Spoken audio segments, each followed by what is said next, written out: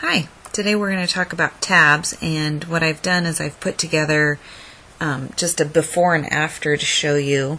So this is the after. What I want to do is I want to have my grade scale set up in 4 different columns, as you can see, and you can look at the ruler, and the selected range that I have is showing me that I have tabs set for this range. Okay, now let's look at the before right here, and what I want to do is create these tab stops. Right now there is not tab stops on my ruler, so I'm going to select the range, and then I'm going to verify that my tab selection box has the tab stop that I want, and I do want a left tab stop.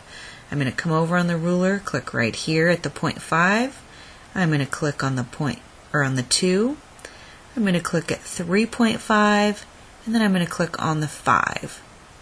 And then what I'm going to do is click my mouse right in front of the first piece of text that I want to tab over. So I just press tab now, and you can see how it moved everything over. I click in front of the 83%, tab over. I'm going to click in front of the 73%, tab over, 63%, tab over. Go to the next line, and I begin again. And you can see that each time that I press tab, it automatically moves that section underneath the correct tab stop.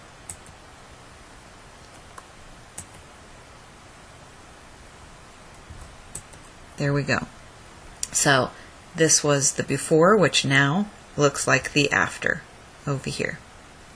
Okay, now I know that looked pretty easy, but tabs can be difficult.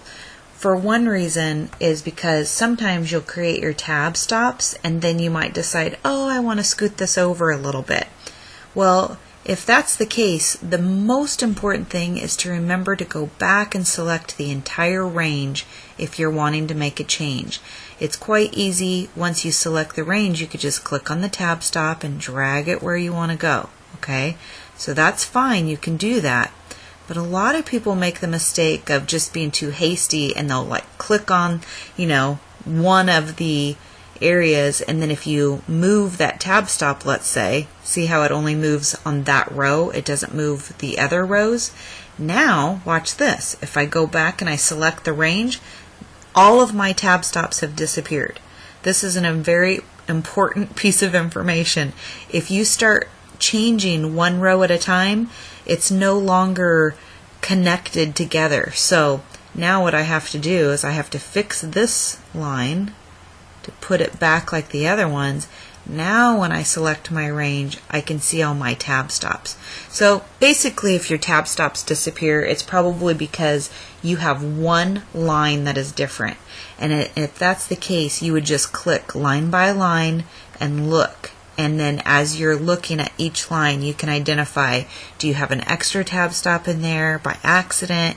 Did you move one slightly over? And then you would just need to fix it. Okay, that's it.